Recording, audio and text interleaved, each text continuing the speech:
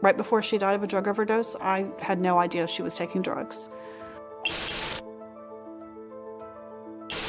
It gets you addicted. I mean, I started out like any drug, just doing it once a week. Then it became twice a week. Then it became almost every night, smoking a little bit. Then it became waking up with it, doing it all day long. I didn't get to see my daughter, but her dad did. He was a heroin addict. He, had struggled with heroin for a long time, but he had been clean for a year. I'm just thinking to myself, like, why? Why did you drive?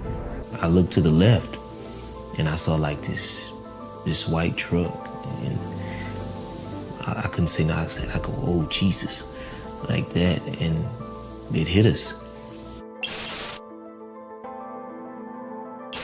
You will be convicted of a felony if you're caught selling this stuff.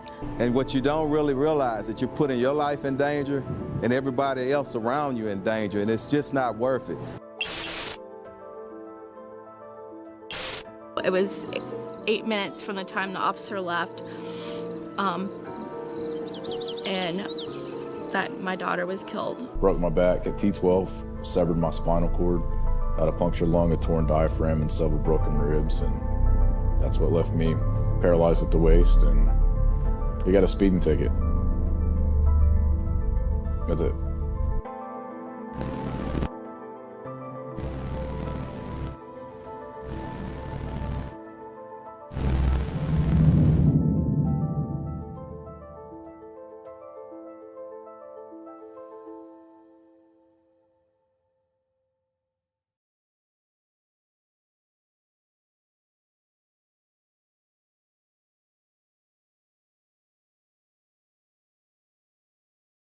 Hi, folks. Thank you for joining us after the premiere of our latest recovery story, Reason for Hope.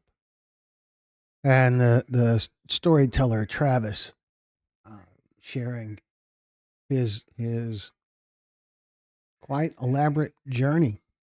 So who do we have here in the room with us? I see Kimberly is here. Welcome, Kimberly. And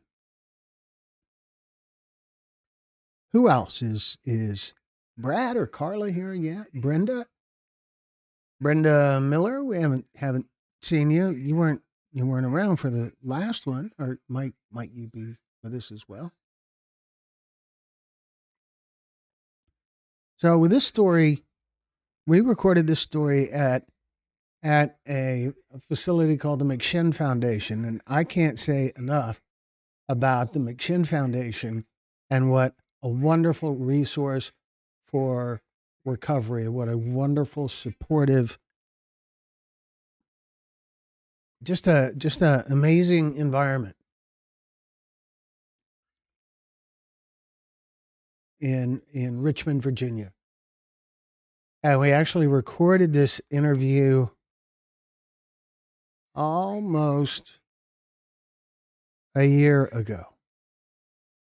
So Greg Swan is here. Greg says, love Travis, just made up with my sister today. So sorry for your loss. I don't know if Travis is here with us or not. Travis, are you in the room? Yeah, that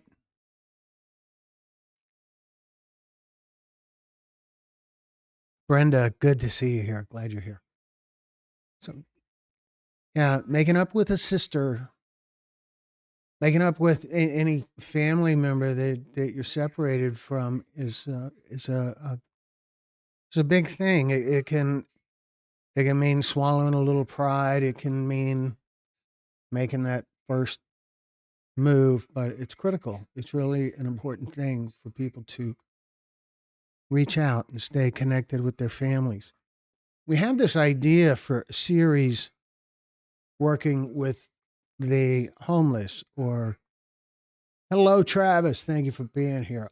I'll finish my story. Working with the homeless, working with people that are unhoused, a series where where we interview those people who want to.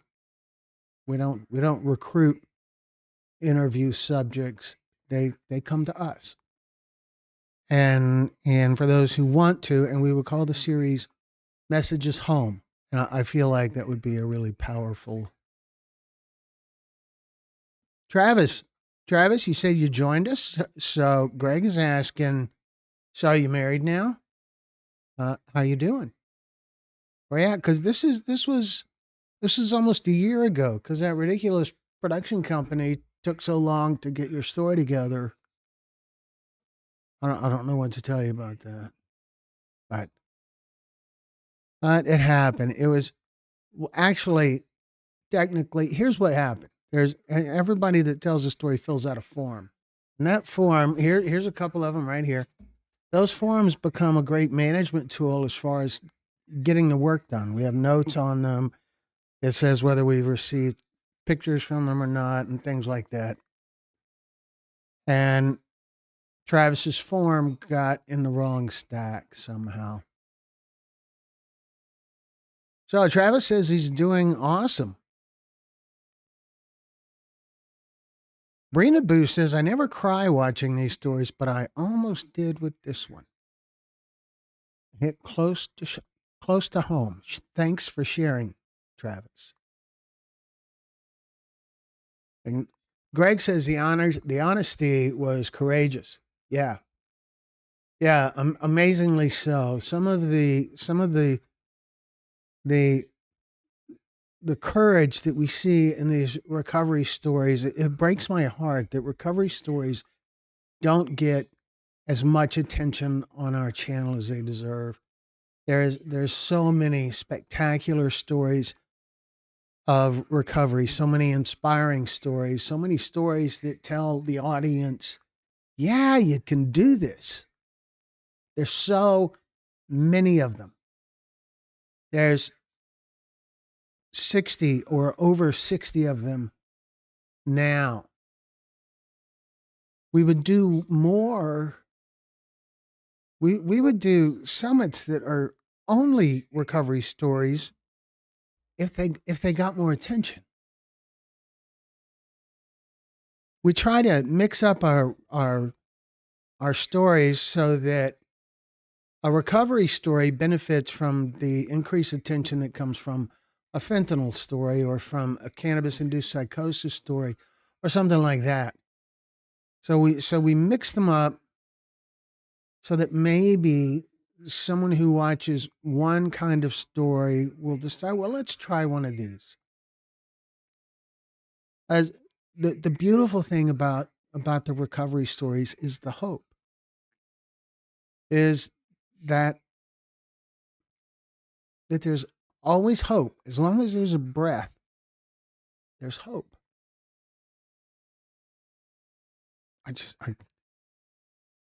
I can't stress that enough. I love doing the recovery stories. The recovery stories, they're just wonderful.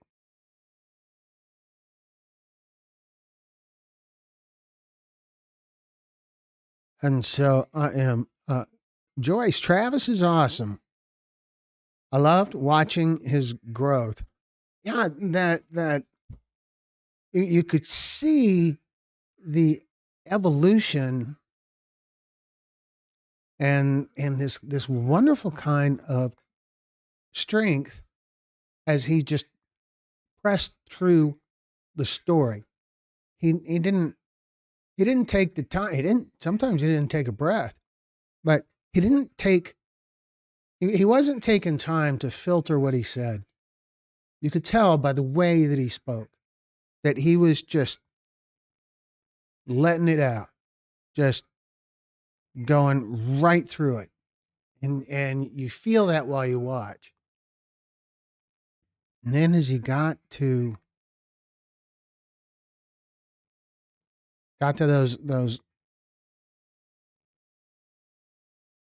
those things to be really grateful for, when he started sharing about God, you could really feel that too.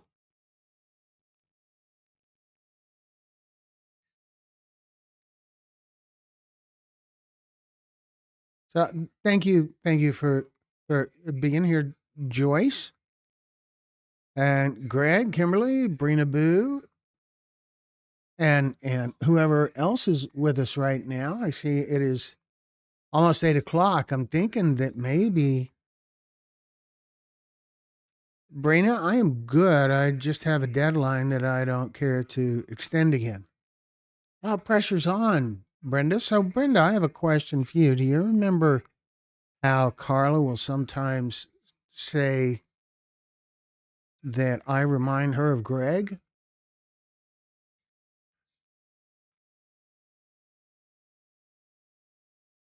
Remember that?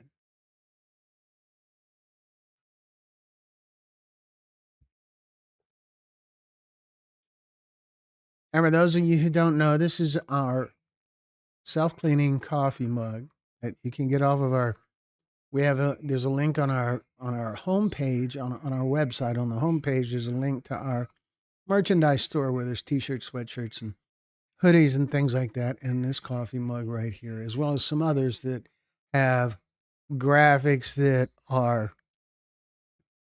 fentanyl awareness oriented. We have this great graphic on some of our shirts that is a python. It says fentanyl kills or something like that. But it's a really powerful graphic, and I feel like a python, a snake, since it strikes without warning, is a great metaphor for it. So that's there. But the coffee mug, these are ridiculously expensive. It's like $16 for one. It's got our logo on one side, and the other side says stories that matter. And as long as you just drink black coffee in it, it's self-cleaning. You never have to wash it. So that's probably why it's ridiculously expensive. Anyway, Brenda says yes. She says that you remind her of Greg often. Well, gosh, Brenda, Greg is in the room right now.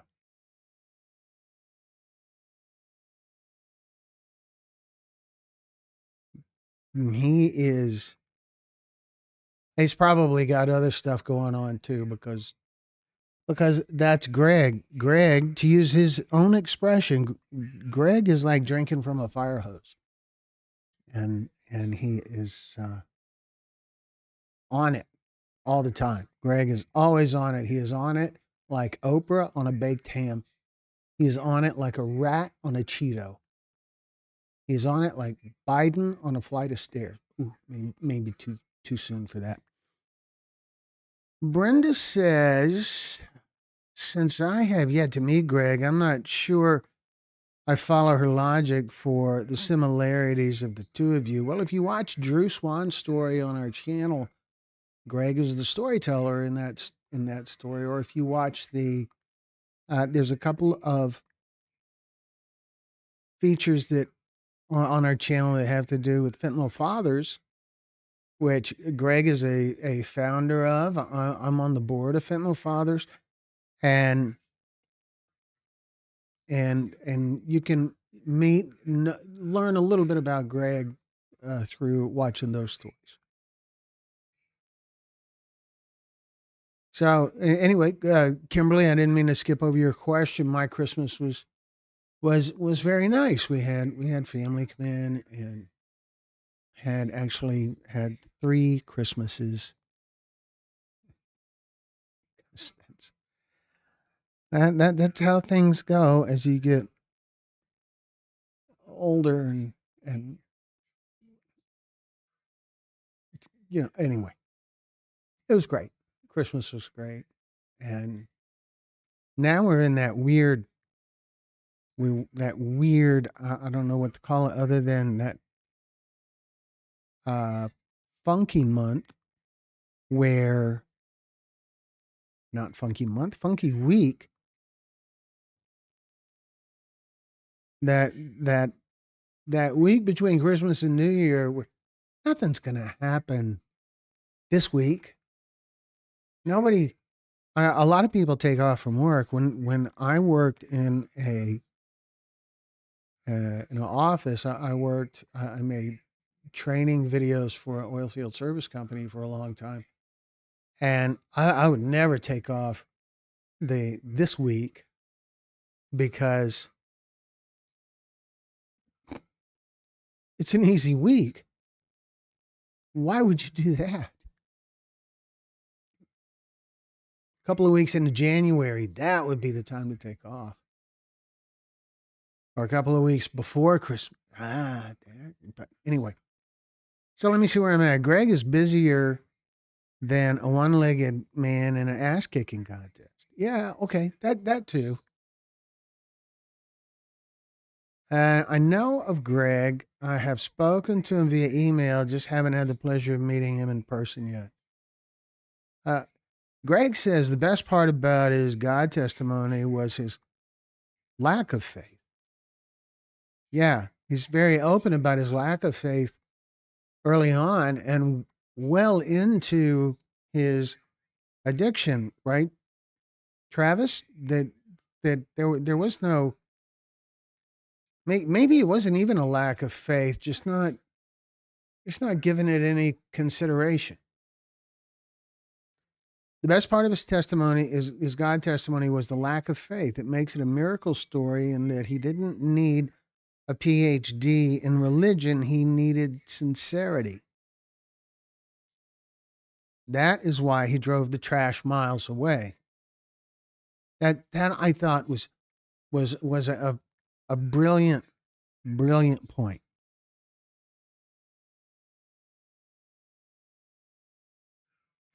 I thought that little detail, that little thing of driving the trash miles away.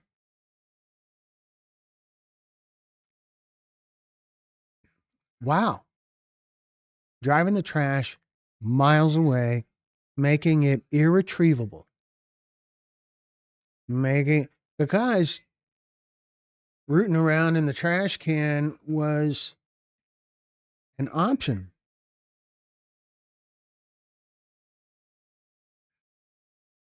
Travis says, broken spirit.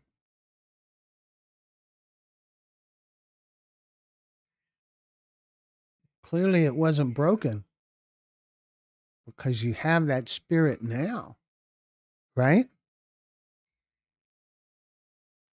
Greg says, hi, Brenda, I'm overrated.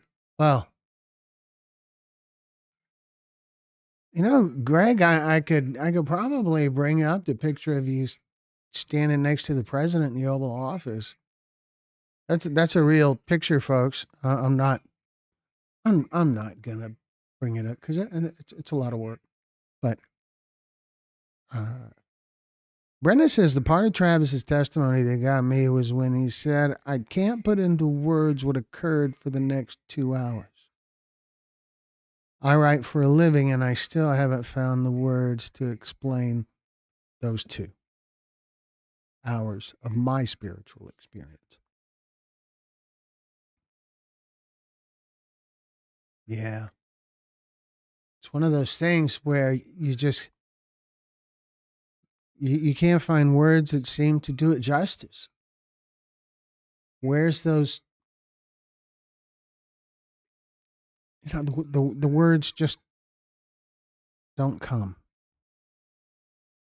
They're there. You can feel them, but when you say them, they don't have the impact that the moment merits. There are no words.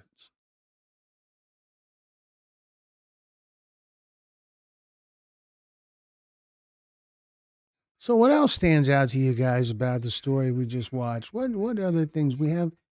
We have Travis here, and if you have any questions for him,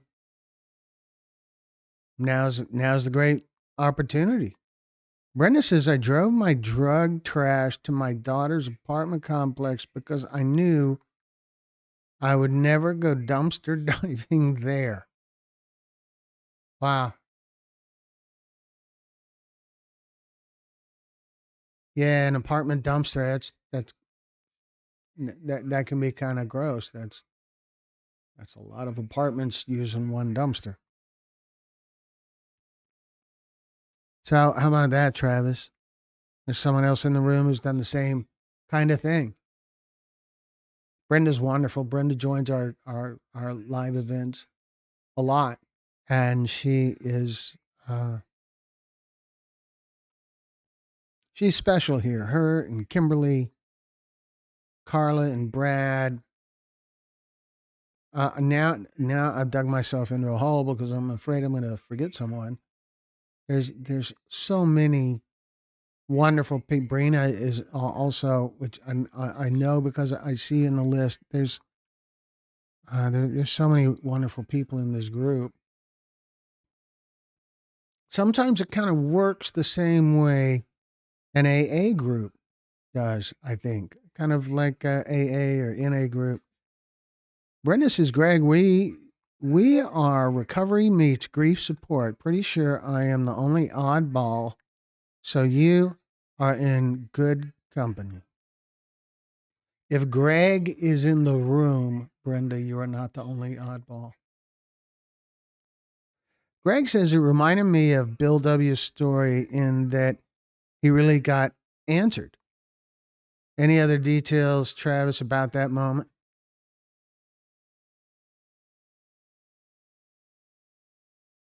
And Kimberly said, well, that he was scared being in jail then. Brina Boo says she still has. I still have my drug trash in a bag. Yeah. Why is that? I'm just asking because it seems like it would be neglectful for me not to challenge that just a little bit. If you still have your drug trash in a bag, you still have it in the house, you still have it nearby where, like, just in case, is that the logic?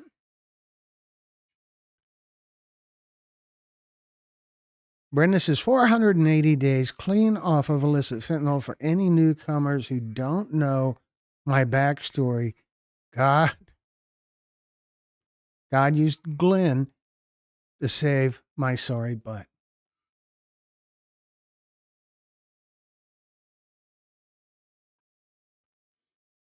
Yeah, folks, I got to meet Brenda in person in Oklahoma City. Brad was there, Carla was there, other people were there.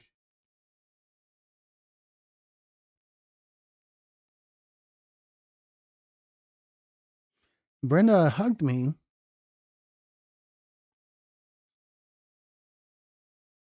It was quiet and a long hug.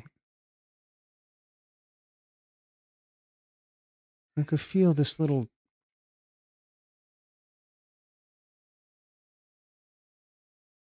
She was crying a little bit. It was such a beautiful moment to finally meet her in person. And it really stands out to me. Anyway, Greg says, I'm inspired by Brenda's 480 days. Go, Brenda. Brenda's on it. Like, pick one.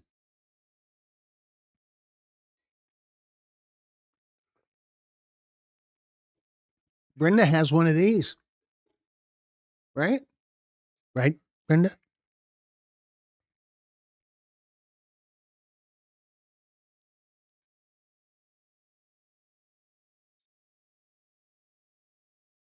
Yeah, Brenda, you should get rid of it. That's reasonable, right? That's kind of, I don't know, Brenda, is kind of obvious. You should probably get rid of it, right? It's your choice. It has to be your choice. Travis says, when I think back to that day now, the real miracle was the resolve and the new mind God granted me. It's really astounding when I try to wrap my head around it. Yeah, it's just a little bit out of reach, isn't it? To wrap your head around it in a way where you feel sure that you understand it. I mean, you understand the goal, the objective, and all of that, but how it happened, just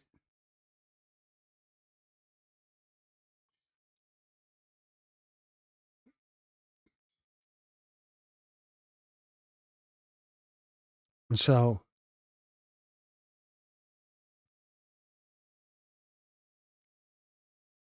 yeah, I know what you mean. There is this you you keep thinking about it, but you can't. There's a line in a song by Jackson Brown. He says, "It's like a song I can hear playing right in my ear, but I can't sing. I can't help listening." It makes me think of that.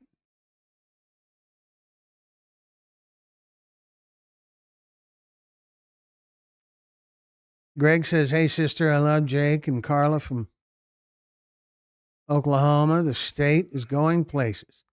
Brenda says, "Glenn is not telling you I started crying like a baby." No, I'm not. She did not start crying like a baby. She wasn't ugly crying. She wasn't.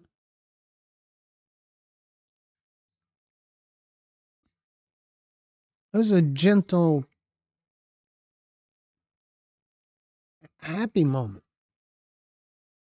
I totally wanted to die in active addiction, and it couldn't happen fast enough. Thank goodness my God has a sense of humor, so a Texas guy saved me. Yay, Texas. Yeah.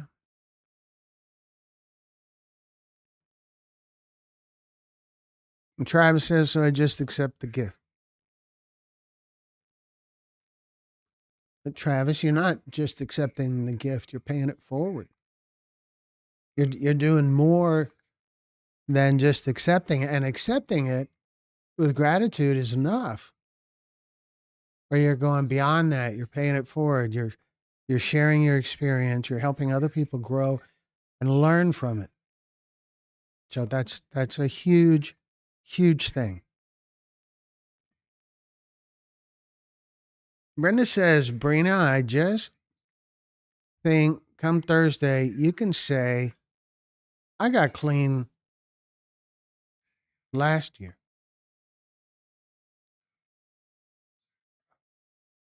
Yeah. Brina Boo says, "That's amazing, Brenda. Been an addict since I was 15. That will be amazing to say." I asked God to deliver me from it, and it was like snap. It was done. No rehab or anything. It was just done. How awesome is that? And I bet Travis completely understands what she's saying, completely knows the experience, and Brenda too, that there's a snap.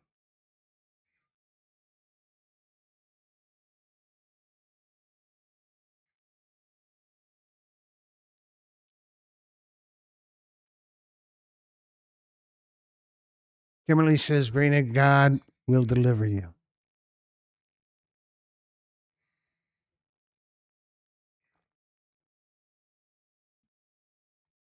Brina, I got clean in September 24, and man, when January 25 started, I was telling everyone who would listen because it sounded so much stronger last year.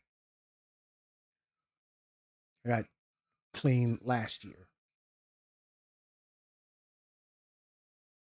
And gosh, Brenda, you're going to be able to say, "Well, it's been a couple of years ago." How cool is that?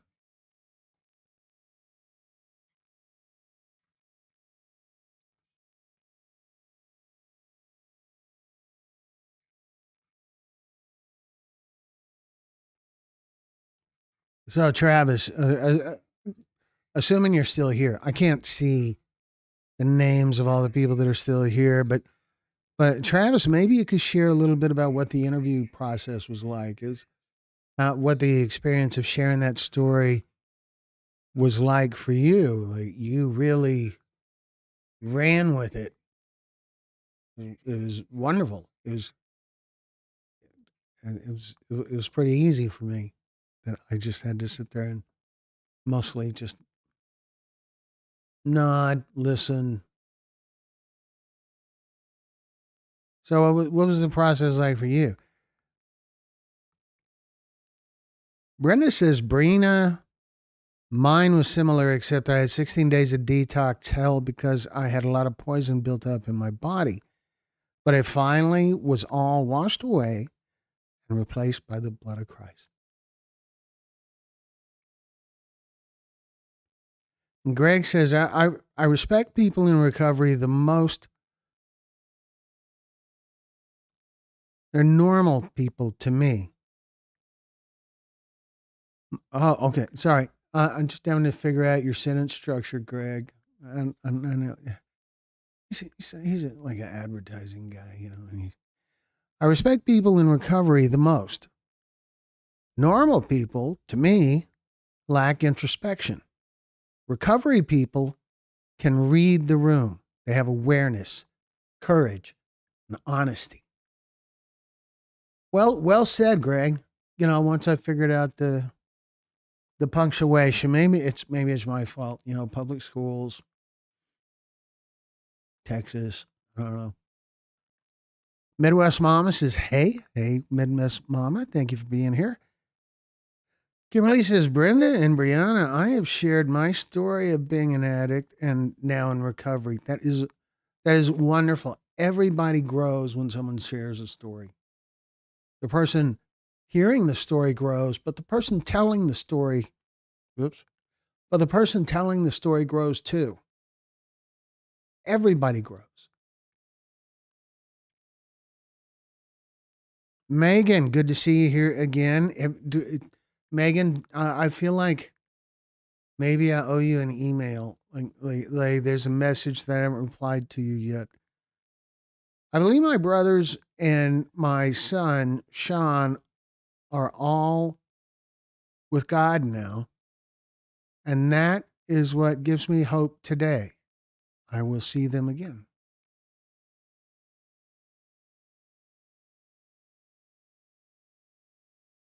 You are, they are, they're with you. They're always with you. And you're a part of how they live on, how they press on, how their life matters.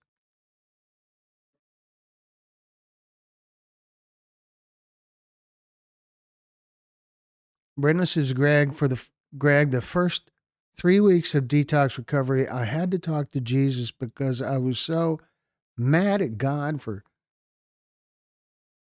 taking all the young people who didn't get to have the beautiful life I had before addiction took over. And you're still talking to him.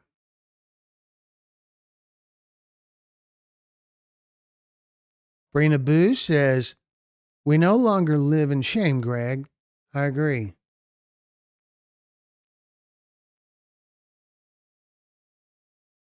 And Kimberly says, Brenda, God is with you now.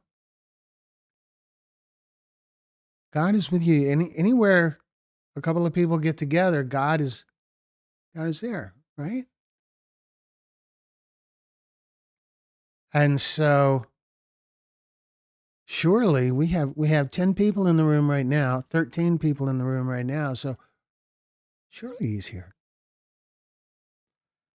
Brenda says, I finally realized I was saved to fight for our children because my daughter is grown and I've been given my resilience purpose.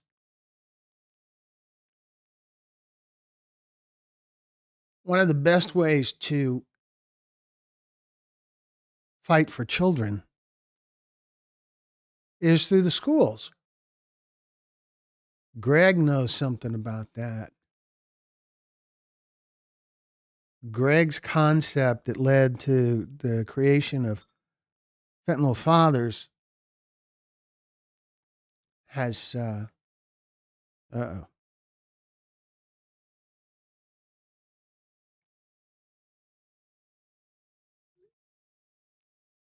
I'm getting messages. So anyway, sorry. Brenda and Glenn got in the room with us. Yeah. Here we are. We have 11 people, 12 people. I don't know. I have two screens in front of me here. One says there's 11 people in the room, and one says there's 12 people in the room. So I don't know really which one to follow, but that's where we're at.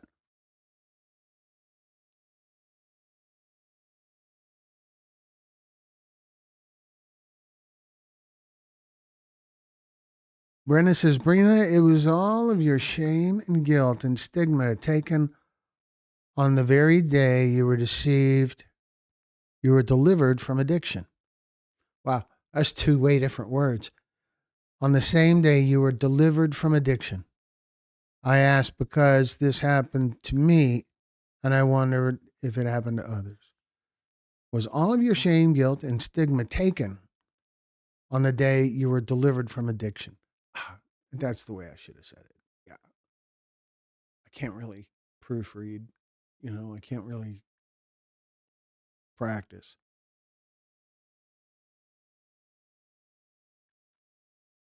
The 12th person is the Holy Ghost.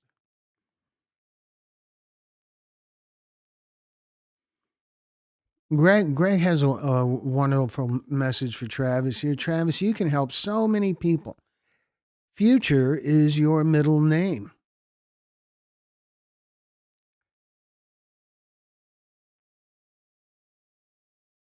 I'm just saying that in my head. Travis Future Williams. Yeah. So, Travis, you can help so many people. Future is your middle name. Brenda and Brina, you have built my faith up. I love you. Good Jesus sighting.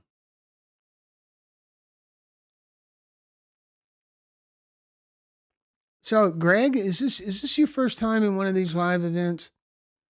Me and Greg speak kind of frequently, and I don't think he's ever been in one of these.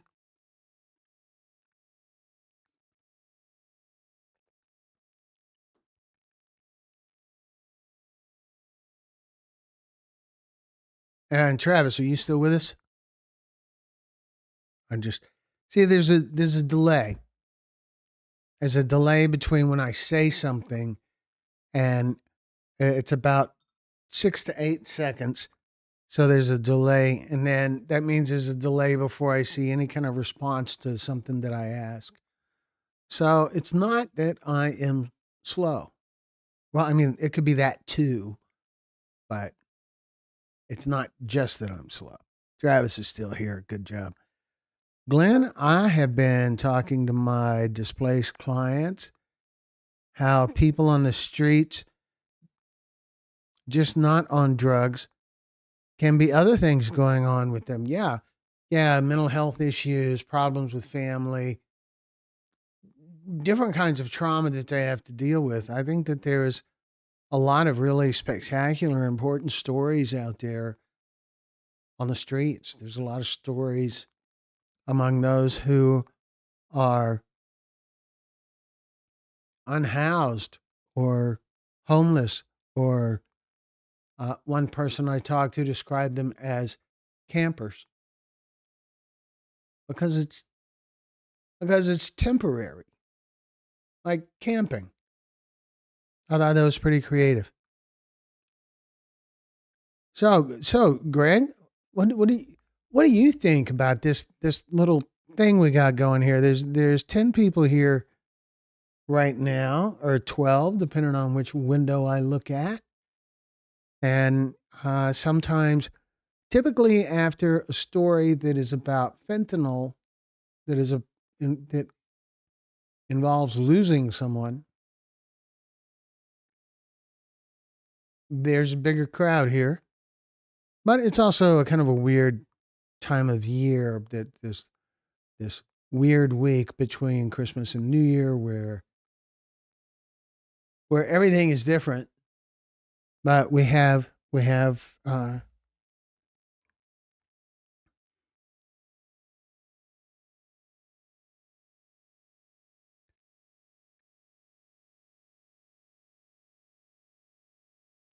so I don't I get messages.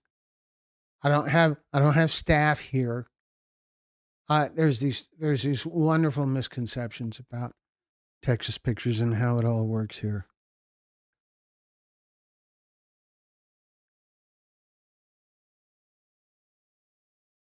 Huh. So anyway,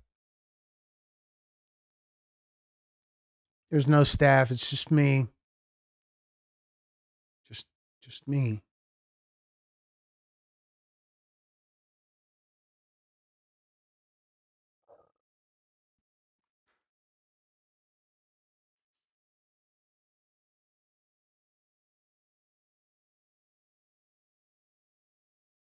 So Greg, what do you think? Cool kind of environment, I think. I really needed this, Greg says. I am in recovery. Yeah, I was waiting on you to say that, Greg, because that's certainly the appropriate thing to do. But I have learned a lot about AA from Greg.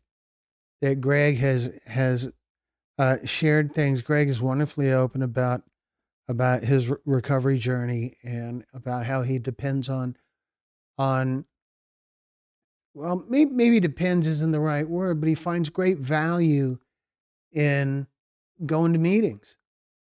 And that is something a lot of people in recovery find great value in, the meetings, going to meetings.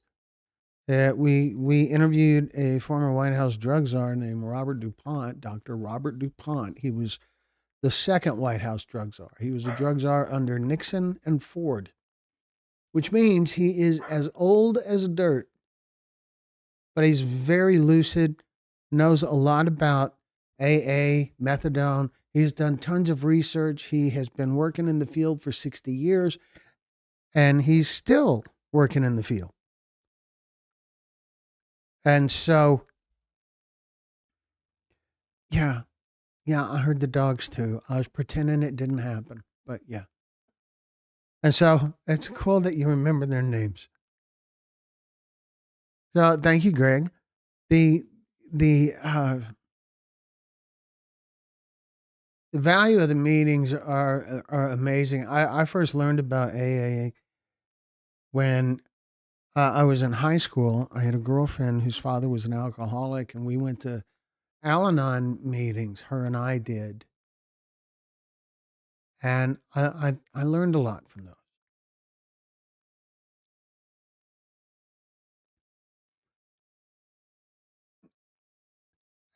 And I learned a lot from Dr. Robert DuPont, the former White House drug czar. Such a good guy. And so matter of fact, so he's old as dirt. And so he's got no filter. He's got no reason to have a filter. He's got no job to protect, no political angles to look out for. He just tells it like it is, and he says great things about AA. He talks about all that he learned from his research, and he talks about how doctors, physicians who have addiction, they have this really rough process they have to do to retain or recover their license to practice medicine. And those guys, the single thing that they credit most for staying in recovery is AA. And those guys, well, they know stuff. They know stuff in that and that they know how to learn. They are professionals. They are accomplished, and so tend to think it's pretty reasonable, put a lot of credibility into what they say. So Brenda says, I heard Coco, Moxie, or Tucker. Yeah, or it could have been all three of them. Because what happens is one barks, and then the other two will hear the bark and they'll think, oh, well, I should probably bark as well. And off they go.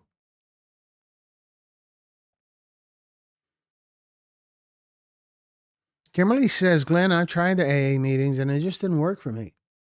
And we hear from plenty of people who say that as well. And that's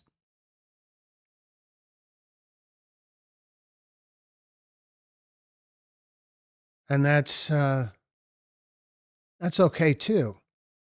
The thing about AA, a couple of things that I've been told about AA is you have to shop it around. You can go to a meeting and you might find that the crowd in that meeting just doesn't work for you. But then go to another meeting, they're all over the place all the time. Go to another meeting somewhere else, maybe that'll be different kind of crowd, different kind of vibe. And you just kind of shop around until you find a group that suits you, that fits with you. And so you don't have to use AA to be strong in recovery. There's other things. I'm sure Travis can tell you as well that there is other programs. There's all the wonderful stuff that McShin does. And there is all kinds of other groups. And groups are wonderful. Groups help because it creates this accountability, this layer of accountability. If you have a sponsor or if you just have a friend that is counting on you to hang in there with your recovery, that creates an extra layer of protection for you because you have a feeling that you don't want to let them down and you don't want to let you down. In the course of recovery, you're doing something for them. You're doing something for your sponsor. You're doing something for the person or the people that are in your corner. You're doing something good for them by being in recovery.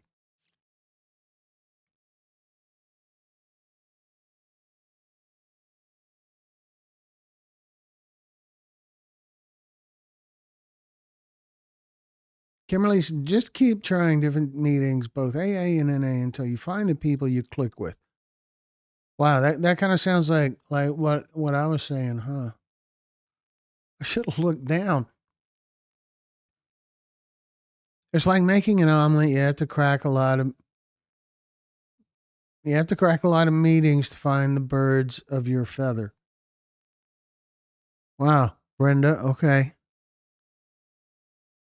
I have to crack a lot of meetings to find the birds of your feather.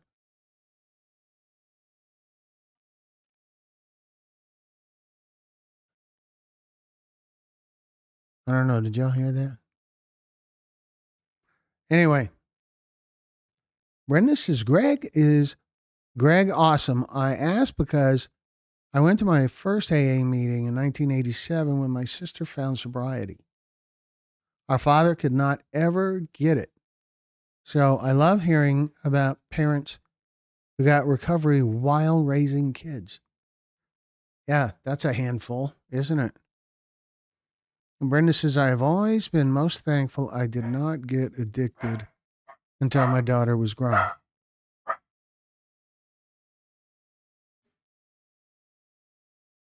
I don't know what to tell you about the dogs. I can't see what they see. Not from here. Travis says, lots of pathways, smart recovery, Dharma, AANA, celebrate recovery. It doesn't matter how you get to the destination as long as you're in a car. The important part is connection. Yes, connection. Connection is everything.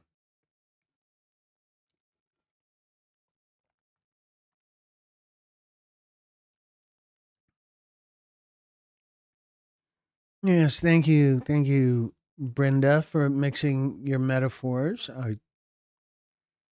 That's good. It made me think of Brad. Where is Brad? Where is Carla? I don't see them here. I know that I wanted to,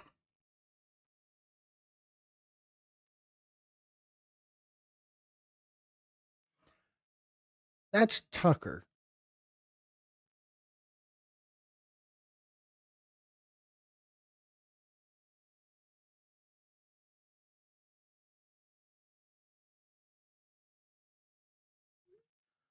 So I am just sorting things out here. Uh,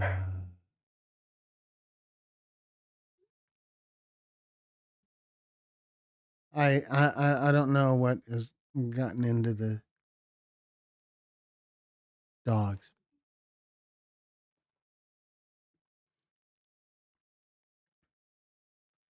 Glenn, I mix okay. The mix of metaphors. That's good. I like that. Your Excellency, Greg. Who you talking to? I enjoy meeting with natives. Kimberly, what? What? Natives? Natives. Brenda says, I'm sure Brad is getting his beauty rest. Hopefully, Carla is planning a knockout outfit for New Year's Eve.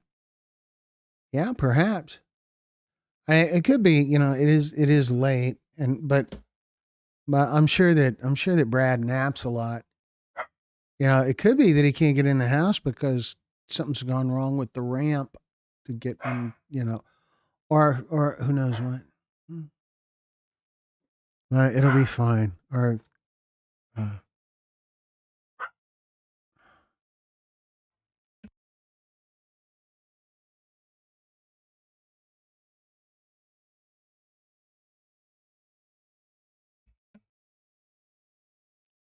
all right, we'll see if that worked. Probably not, but that's all right. Native American sobriety meeting. Native American sobriety meeting. Oh, that sounds very interesting. There's some stories. There's a concept that we're developing with one of our storytellers who's in Arizona, who does a lot of work with Native Americans, and there's some really kind of urgent stories about some that are missing.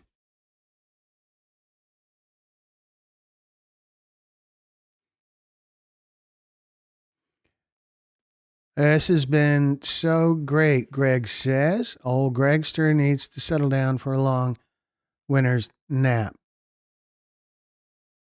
Carla has an early morning interview, Greg says. Well, that's cool.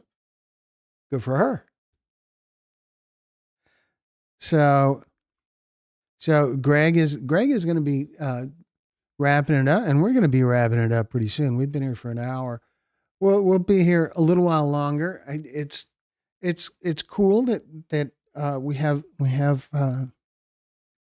we have 16 people in the room right now, and so Greg, thank you very much for joining us. Appreciate you being here. We need to do something in one of these live events about fentanyl fathers, I think, and we'll certainly talk soon. But very glad you could be here. Very glad. So Brenda says, "Sweet dreams and God bless." And Greg There's another thing that Brenda always says, that it's not quite time for Brenda to say it yet, but you should know that Brenda makes the effort to make clear to the audience every time that what you take for granted, someone else is praying for. And that is such an important, there it is. And that's such an important message. So, Greg, I just felt like you should get that message, because that's part of the experience of being in the live event. Anyway, our next story, I believe, I don't think I can do that.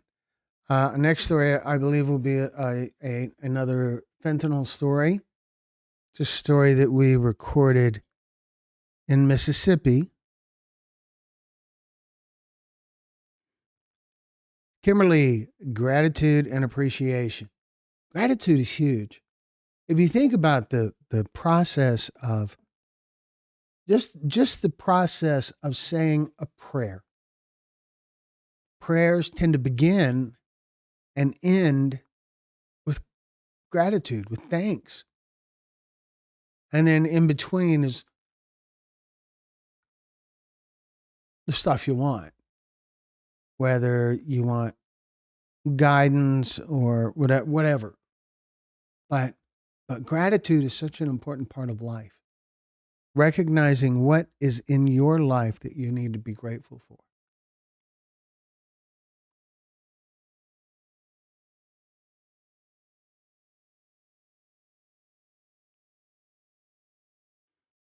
And gratitude keeps you in the right mindset also. That's a big deal. You tend to attract what you dwell on. And so if you dwell on things that you're grateful for, you're going to attract more things to be grateful for. And that's a pretty sweet spot to be in. And so that typical thing is happening. It's getting later in the evening, and the population in the room is growing. We're at 17, 14, 15. Bouncing around a bit, but it's a little higher than it was 45 minutes ago, 30 minutes ago, 20 minutes ago. And so I'm just noticing that. I always like to check and see if there's anybody in the room who has any questions for us, meaning questions for Texas Pictures about how we work, or how to share a story, anything like that. Please just blurt them out, or I guess type them out.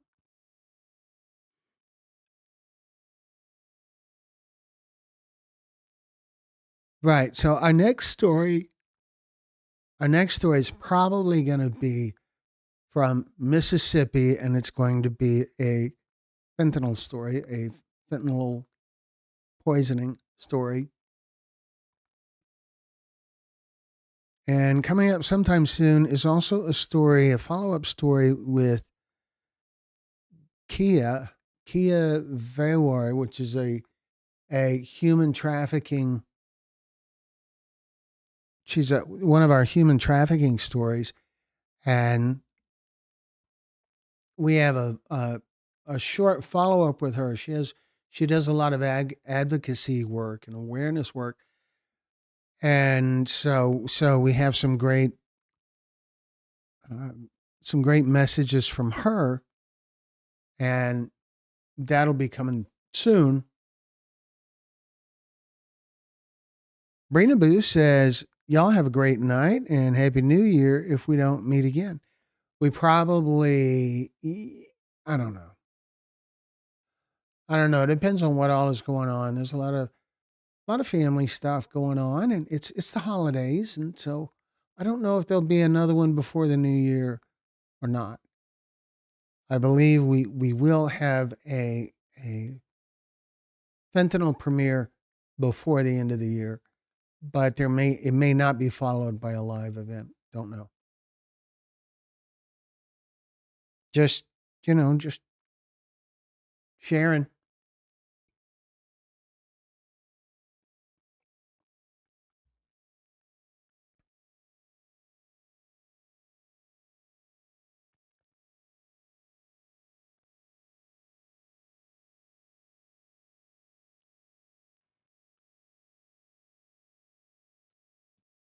So Greg's settling down for a long winter's nap. Yeah, Greg is he's older. Needs a nap. Likes to get in a nap before bed. Anyway, very grateful that Greg was able to join us because I feel like there's a great opportunity here to help fentanyl fathers. We featured other fentanyl awareness organizations on here, and I I always think that anything that we can do to help bring awareness is worthwhile. And same is true for all of you guys. And you guys do stuff.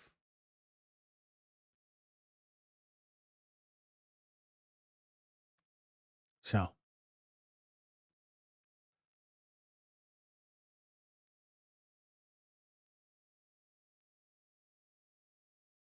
bring a boot. Don't have a great yeah. All right, so it probably is getting to be about time to wrap things up here. Let me see if I can figure out how to get my mouse working again because I sit still. I don't move it for so long it goes to sleep. So because I just ramble with all of you guys. So I can't tell you enough about how grateful I am to all of you for being a part of this and for spending this time with me because I know there's a lot of options out there uh, that so thank you very much for being here.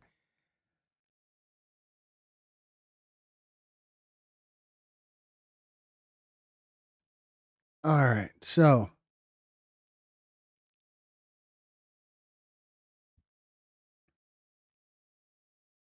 before we wrap it up, is there any other questions out there that you guys might want to put to me or even to each other in this wonderful meeting kind of thing we have going on here? If there's nothing else, we can wrap things up. Brad says word.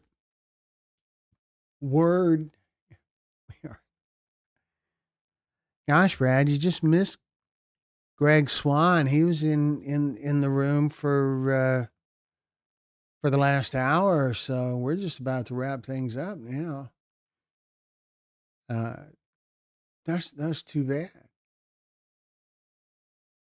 But good to see you here, Brad. Always great to see you here.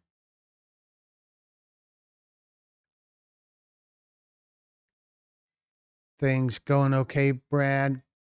We've been talking to you. You're gonna have to scroll back through all the text. I dig your jacket. Oh. Well, actually, the jacket. There's an extra cool thing. that-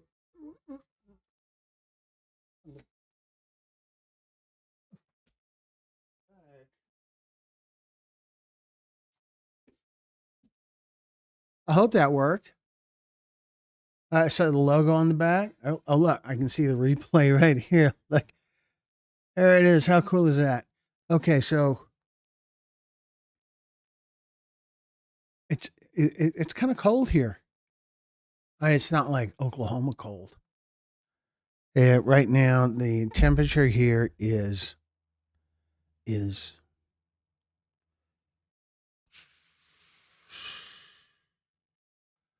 45 degrees.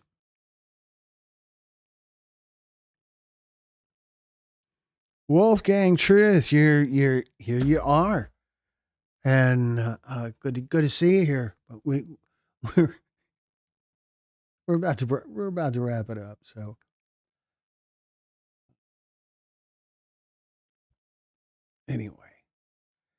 anyway, Brad, good to see you. Get Wolfgang, glad you're here. Appreciate you joining us, and appreciate all of you joining us.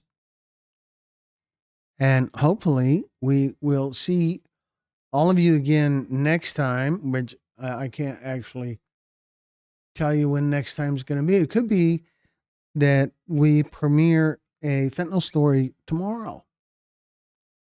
And if that's the case, there won't be a live to go with it, but it will be a premiere, and there'll be a live chat during the premiere, and I'll certainly be a part of that. And then sometime soon after that would be, I believe, another recovery story and the follow-up story from Kia. And yes, Brad, the traffic's awesome. All the way to Galveston, just right down I-45 south until the freeway ends. It's easy. It's easy.